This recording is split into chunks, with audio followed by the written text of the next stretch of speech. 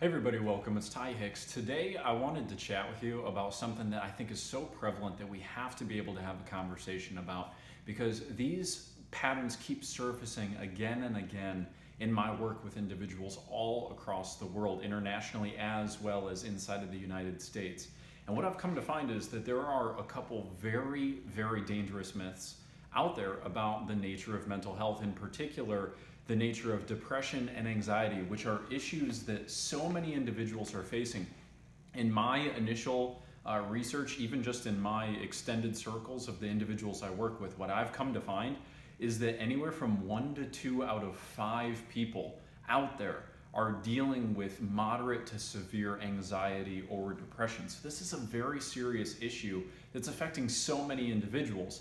And the problem is we have a lot of cultural beliefs about anxiety and depression that keep us from actually being able to truly help individuals fully rehabilitate and eliminate their issue, even though that option is available to them. So there are 4 particularly dangerous myths that I wanted to bust about depression and anxiety. So if this is an issue you're suffering with in particular, I hope that this will serve you. And if you know of individuals that are struggling with this issue, you need to make sure that this becomes known to them. So let's dive in right away. Number 1, the very first and one of the most prevalent issues and myths that I'm finding, and this is what is characterizing a large degree of the conversation around mental health. The big myth out there, perhaps one of the biggest, is that anxiety and depression are relatively unchangeable disorders. And what I mean by this is that we have a culture in which we seek to label and diagnose individuals for what are actually temporary, fully changeable psychological patterns.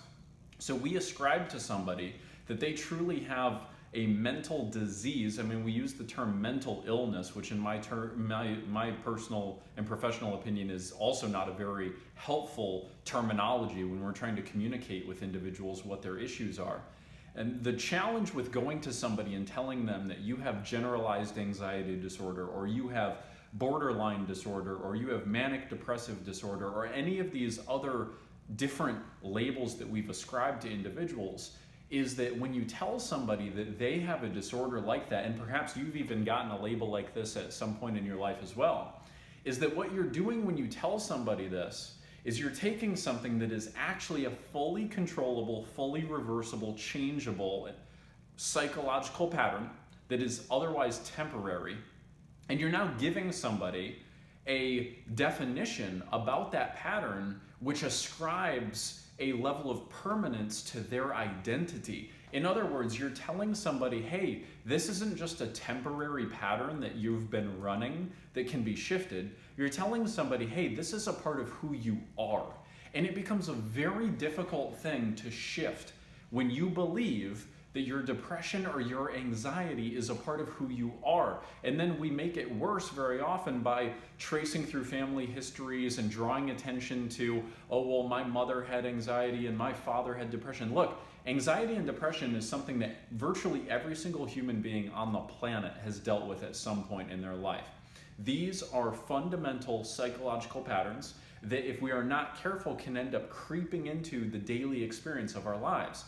So that's the new way in which we have to approach these issues if we actually want to be able to take responsibility for shifting them, and if we want to understand the truth that thousands have discovered, namely my clients, that you can get profound shifts. You can actually eliminate and reverse these conditions in a very short period of time, and you can sustain that progress if you are approaching it with the appropriate mindset. And a very important cornerstone of that appropriate mindset is to, first of all, get out of the paradigm of us seeking to label and diagnose and simply medicate people for things that we believe are inherent diseases and disorders. We're telling people that they are broken, and that is not true.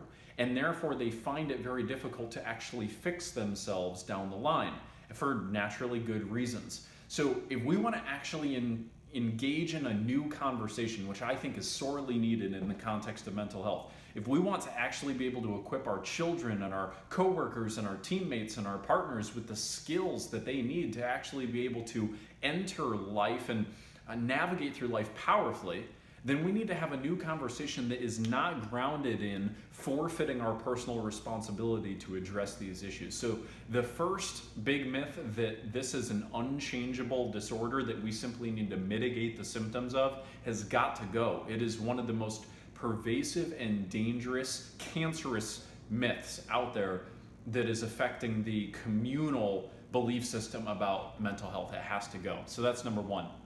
Number two, now this is a little interesting because it adds a little bit more distinction to the conversation. The second huge myth that is out there kind of comes from the opposite direction. And the second myth is that individuals dealing particularly with depression, but also anxiety, need to simply cheer up or focus on the positives or remember what they're grateful for.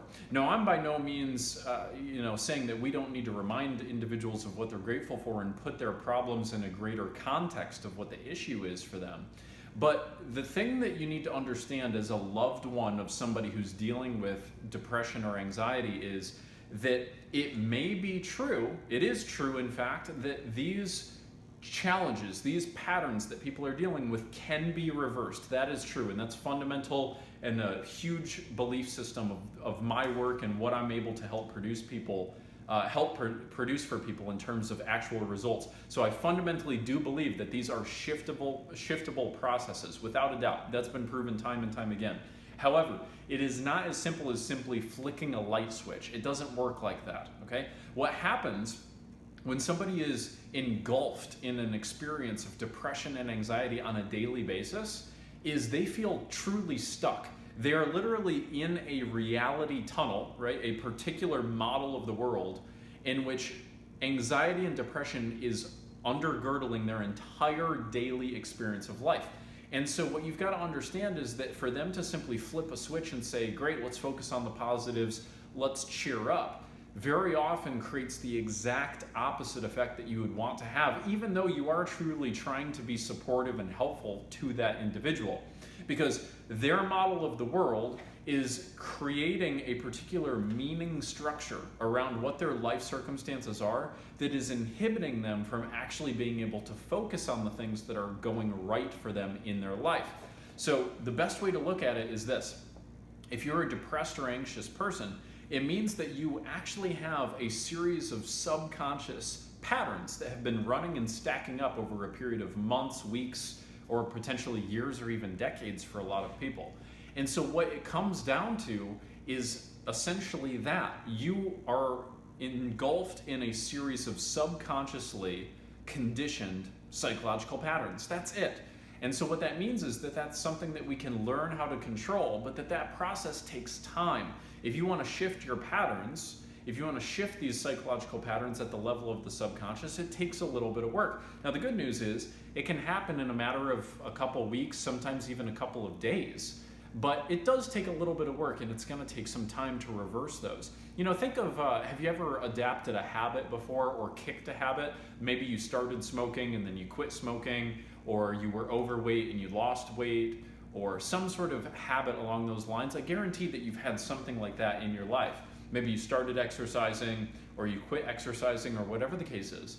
But whenever you've actually created a new habit for yourself, you can recall exactly how challenging that was, at least up front. It felt very foreign to you. It felt very new. It seemed like it was not going to necessarily become automatic. But sure enough, after you leaned into the process enough, it became automatic over time. So the process of successfully rehabilitating somebody from a period of severe anxiety or depression to a period of real psychological and spiritual alignment where they really feel joyful and grateful and passionate and excited again can happen. It truly can happen, and I've helped identify what that process is to help individuals make that journey. But it takes a little bit of time. It comes down to a matter of conditioning. So you can actually create an experience of life where, as opposed to feeling depressed and anxious and full of worry as your daily experience, you can in fact make an experience of life where you've shifted your emotional center of gravity, where you actually are feeling excited and passionate and exhilarated and loving and warm inside of your daily life. That can become your new emotional home. But again, it's not as easy as flipping a light switch. So that second myth that we can just tell depressed and anxious people to cheer up is really a very dangerous myth. That does not mean, however, that means it's not within their power and responsibility to shift. So that distinction is incredibly critical. Now, that brings us to point number 3. Myth number 3, and this is especially pervasive, especially with males who are dealing with depression, is this myth that you can handle this alone. Now, hear me very clearly on this, because I am not indicating that this is not something you can control. I am not indicating that this is something you cannot reverse. That is absolutely true. It can be reversed, but you cannot reverse these situations on your own in the vast majority of cases. I would say 99 out of 100 cases, given my experience surveying the field and working with individuals, I've found this to be true. Here's why this myth is particularly dangerous, especially for males. When you are dealing with serious depression, you can end up getting to a very dark place in your mind where you actually will become suicidal. And the reason why a lot of people will become suicidal is that they will be looking at their depression, they'll be surveying how things have been going for them in life, and they'll realize that nothing seems to be going better. They'll be feeling stuck, and they'll be feeling like they have to shift things. They have to change their state of affairs. But they're thinking, how in the world could I possibly do this? Because how will anything be different than how it's already been done to date, right? That's going to be a problem for them. And so what will happen is individuals will actually come to the belief that they need to take matters into their own hands. But the problem is when they cannot viably foresee a way to shift what has actually been happening for them and move into a more resourceful state of affairs, they will end up arriving at the false conclusion in their mind that the only way to turn around their issue is to actually end their life. And that's where things become very dangerous. So even if you don't get to that dark of a place in your mind where you believe that the only way you could solve the issue is by ending your life, it's very foreseeable that you may at least get stuck in a state of affairs where you are perpetually trying to solve the issue yourself, but you simply don't realize that you don't have the right guidance to actually make that happen. The problem is that what you've always done up to this point has gotten you the results that you have right now. And if you actually want to shift things, if you want to turn things around, if you actually want to reverse this situation, you're going to have to do things differently than you've done up to this point. And that means that you're going to understand the necessity eventually that you need to find an experienced guide, somebody who is familiar with those patterns, somebody who knows what the underpinnings of anxiety and depression are. So that's why you need to seek out the advice of an experienced professional who actually understands what those issues are. So that's the other big myth. Don't think you can go it alone, but also don't believe that you won't be able to solve it, because you can, as long as you get the right guidance. Now, I like to end in exploring this myth by sharing with you, what is the value, for instance, of a good coach, for example. Perhaps you ended up playing sports at one point in your life, or you got music lessons, or you got a tutor, or you had something along those lines where you had an experienced mentor. Well, think about what value an experienced coach brings to the table. What they bring to the table is the experience of understanding the patterns that help people become successful and keep people from actually realizing their potential in a particular field. Let's say you get a golf coach, for example. A golf coach is going to notice things about your game that you're not going to be able to notice. A golf coach has actually worked with individuals. They've worked with probably thousands or tens of thousands of people, so they know the difference between a swing that's going to get you the result that you want and a swing that's not going to get you the result that you want. They're going to be able to help you understand those 2 millimeter shifts that will make all of the difference in your ultimate performance. And they'll be able to help you notice those. They will help make what is currently invisible about how you are navigating the course of life visible, so that you can engage in the very critical and necessary process of metacognition, meaning thinking about how you think so that you can shift how you think. So when you get an experienced coach who's able to identify those patterns for you and show them to you, what happens is you now are able to assume the power of consciously directing your subconscious mind so that eventually your subconscious mind can be rewired so it can serve the goals of your conscious mind. And that's what happens when you actually get access to the experience that you need from a viable professional in that field. So you can handle it, just not alone in the vast majority of cases.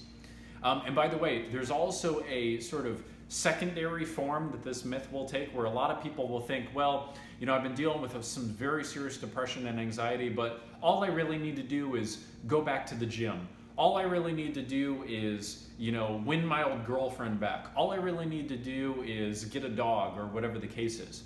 Now, there's an old quote, and I can't remember who said it, so you'll have to forgive me on that.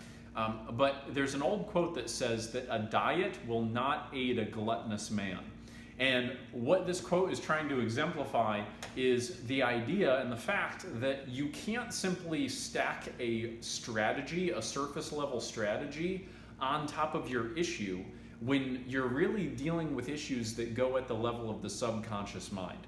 So in other words, the fact that you're not exercising is not a problem of the fact that you don't know what to do. You have all the strategies available to you. You know exactly what you would need to do to get in shape, eat right, and exercise. That's it. So it's not that you're lacking a strategy. It's not that you need to try to do some sort of self-help method in order to shift your problem. The strategy may be what's keeping you at bay, but in 99 cases out of 100, that is not what's actually happening. What is happening, and I know you've experienced this before, is you will try to direct your life in one direction. You're going to try to go in one direction with all of your speed, but it's like you have the gas pedal on and you have the emergency brake on at the exact same time. You know you want to go work out, you know you want to go get in shape, but for some reason you're not doing it. You are not following through for some reason that escapes you. And the reason why it escapes you is because it's happening at the level of your subconscious. What's happened is your mind has become conditioned over time to not work out, or to become depressed, or to actually have an experience of anxiety. Think of a panic attack, for example. I know a lot of people deal with these. You enter into a particular stimulus in your life. Maybe it's your mother saying some sort of very derogatory thing to you, or maybe it's your boss putting a lot of work on your plate, or giving you some sort of unexpected slight about your work performance. So you go through life and these stimuli occur to you, and then you have some sort of unpleasant psychological and emotional reaction to those stimuli, and you wonder, why the hell is this happening? Why am I having a panic attack? Why am I hyperventilating? Why am I not following through? Why am I snapping at my children? Whatever the case is. And the reason why you feel stuck, the reason why you're not actually getting the experience of life that you actually deserve and desire, is because what you don't understand is you're being held back by invisible subconscious patterns. So you have to be able to have an experienced guide who understands how to actually rehabilitate your psychology at the level of your subconscious. And what happens when you're able to do that, what happens when you're able to embark on that very transformative journey, is all of a sudden you actually learn how to rewire your subconscious mind so that what you do want to be your experience of life becomes your automatic experience of life. If you're not waking up every morning with joy and energy and excitement, and you do want to be able to do that, there is actually a way to wire that pattern inside of your mind. It takes a little time, but it's something that can be done. You can literally shape and design every aspect of your entire life that you want once you actually understand the mechanics of the subconscious mind and how it affects your behavior. But that's so important for you to understand, because you're not following through, not because you're missing a strategy, not because you don't have enough willpower. You're not following through because you're getting tripped up on these subconscious patterns that are going to continue to do so. So that's one of the things that you've got to handle. And again, you're not going to be able to handle that alone. And so that's myth number 3, that you can handle this alone. Now, number 4, the fourth very dangerous myth that we have, particularly in the area of mental health and in regards to depression and anxiety specifically, is that traditional therapy and medication are your only methods of actually solving this issue. And we are now entering into a new era where we need a new conversation about mental health. We need a conversation about mental health that calls out the facts for what they are. Some of those facts are the following, and that is, number 1, that therapy for most individuals is not effective. I've dealt with hundreds of individuals who have been in therapy for years, if not decades, and still are dealing with anxiety and depression, when in fact those issues are able to be turned around in a 30-day period at maximum in 90% of cases. 60 days will work for 95% of individuals, and a little bit longer in some cases when you have the right guidance, when you are actually walked through the appropriate right steps. It is actually not difficult to solve these issues. Once you understand what those subconscious patterns are of anxiety and depression that are creating that experience of life for you, and you have access to an actually experienced mentor and guide that's going to be able to walk you through the process of rewiring those instances, you'll actually be able to master this process for yourself for the rest of your life. You will permanently increase your emotional fitness and be able to know that you never have to live in fear again of losing control with depression or anxiety. And by the way, look, let me just say this as well. I understand that I'm very coming on strong here, that this is something that can be solved, because I know it's true and it's happened for people. And the other thing that you may not know about me, or you may already know, is I was in this dark place myself at one time. I was suicidal. I had a plan to kill myself. I was depressed for a number of years, and I felt very clearly that I was stuck. I thought I had no options. I thought I could do it myself. I thought I could handle this myself. The problem is I arrived at the very false conclusion that the only way to actually handle this would be to end my life. So don't think that I'm taking this lightly. I am so intimately familiar with the dark spaces that the mind can take you to, and I am experienced in helping guide people out of those places into a new life of joy and exhilaration and passion. So I do not take this lightly, and I do not believe that it is as simple as thinking positively or focusing on the good things happening in our life. It is not as easy as a light switch. It doesn't happen like that, but that does not mean that it is not something that we can control. It fundamentally is something that each one of us has the power to shift and control. The reason why we don't believe that that is the case is because our society has not been fully exposed to the actual simple strategies that are needed to actually turn these things around. And that's why I'm calling on us to have a new conversation about mental health, for us to have a new elevated conversation that understands that it is within our responsibility and within our power to shift these processes of depression and anxiety, that these things can actually be cured in a short period of time naturally and without having to resort to medication for the vast majority of people. That's what I want to communicate. So for most people, and by the way, there are some therapists out there that are very effective. I have nothing against therapists in the sense that I know they're trying to do the very best they can with the skills that they have available. But the fact that I know, after surveying thousands of individuals and working with tens of thousands of individuals in the vein of lack of motivation, depression, anxiety, as well as other mental health issues, particularly substance abuse and PTSD, what I know is that most individuals do not get lasting or profound results with traditional therapy. It just doesn't happen. And that's because most therapists are playing from a playbook that is antiquated, that is using the skills that are so old and outdated, and that are coming at this from a very different philosophy than what you need, which is that of strategic intervention and an experienced coach that can actually help you reverse these issues.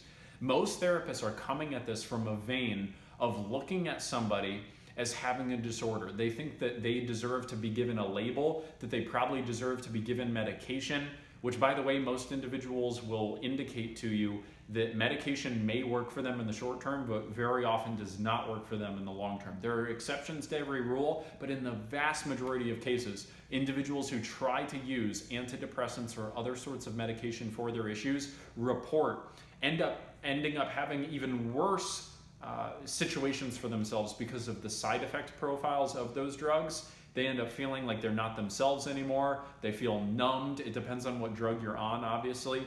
And they end up realizing that they actually want to be able to assume control of this issue for themselves in a natural and sustainable way. And those solutions exist. They are there. They are accessible for individuals. I'm not saying that medication may not be good for some people in some situations, but what I have found is this, that in 95% of the cases of the clients I've taken on, of individuals dealing with all the way up to suicidal depression or very serious anxiety issues, that those issues can be fully reversed without having to resort to medication. Through purely natural means, they can be turned around and sustainably made progress on every single day of their life, where you don't have to live in fear that those issues exist any longer. So the idea that we have to simply resort to traditional therapy and medication, which are old, antiquated tools for dealing with these issues, is not true. There are real solutions out there that can get people the lasting results that they need in a very quick period of time.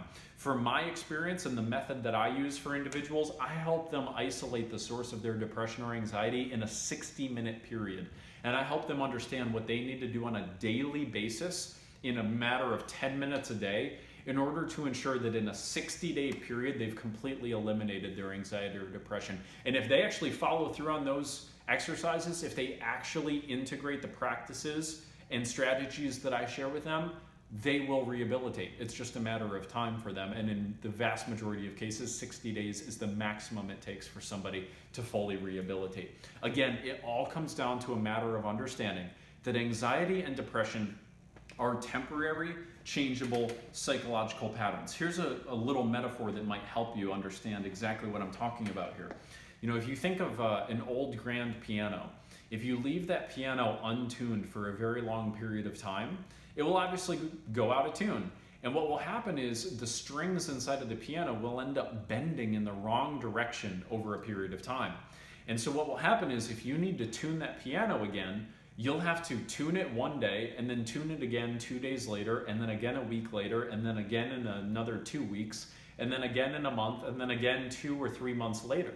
And the reason for that is that the strings have become conditioned. It doesn't mean that the piano is broken. It doesn't mean the piano has a disorder. It doesn't mean the piano has a disease. It doesn't mean the piano needs medication. It means that the piano has literally simply been conditioned over a period of time, and that it needs to be reconditioned in a new direction. That's what the important thing is. And that can be done with a very simple set of insights and strategies. That's it. So if you're dealing with anxiety or depression, the good news is this: it can be reversed, it can be changed, and it can happen quickly and profoundly. I know that that may sound too good to be true. I get that. I so totally understand. I really do. If you have doubts, if you have questions, reach out to me and my team. Set up a free consultation with one of us or with myself, and I'll share with you exactly what you need to understand to help pinpoint the actual root cause of your issue. So if there's a link here on this post or on this page, engage with that. Reach out to us, schedule that consultation. We would love to make sure that you no longer have to live in fear of losing control, that you have to live in fear of staying stuck in this horrible place that you're in. And if you know of somebody who is suffering that may not be you, share this video with them, please, because we need to spread the word.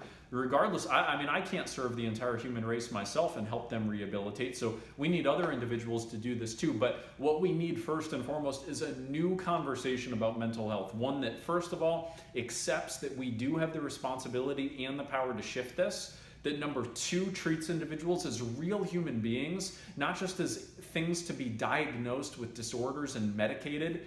And third and finally, that we finally call out the truth for what it is. That traditional therapy and medication are not working in the long term for the vast majority of individuals, and that we need a new set of skills, that we need to be able to equip people with the real insights and skills to help increase their emotional fitness, so that when they go out into life, they're ready for it, they're excited, they're confident, they're passionate, they're loving, that they are living life on their terms, that they're able to design their most extraordinary psychology and choose how they're going to show up in the world, as opposed to being run by these invisible subconscious patterns that feel like they're permanently in control, but in fact are not. So take action with this. Do something to move the ball forward for yourself or for that loved one that you know is in trouble. Please reach out to us if you think that we'd be able to help you. I'd love to make sure that we can help you fully rehabilitate through this process. Thanks for listening. Pass along the word. Can't wait to talk to you again soon. Take care.